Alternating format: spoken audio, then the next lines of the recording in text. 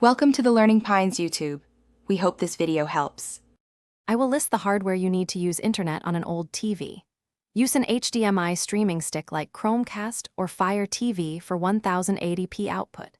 If your TV lacks HDMI, use an RCA to HDMI converter with a 720p scaler and external power. You can also use a small set-top Android box with HDMI and Ethernet port. Prefer Ethernet connection or 4 GHz Wi-Fi for stable streaming performance and lower buffering during videos. First, connect the streaming stick to an HDMI port and power it with the included USB adapter. If using an RCA to HDMI converter, connect composite cables to the converter and plug the converter into HDMI. Switch the TV input to the correct HDMI channel or converter input.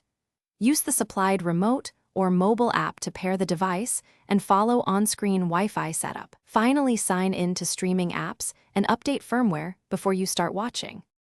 If video looks blurry, set the streaming device output to 720p to match older TV limits.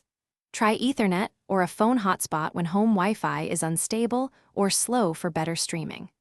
Reduce buffering by closing background downloads and lowering stream quality to 480p or 720p when necessary.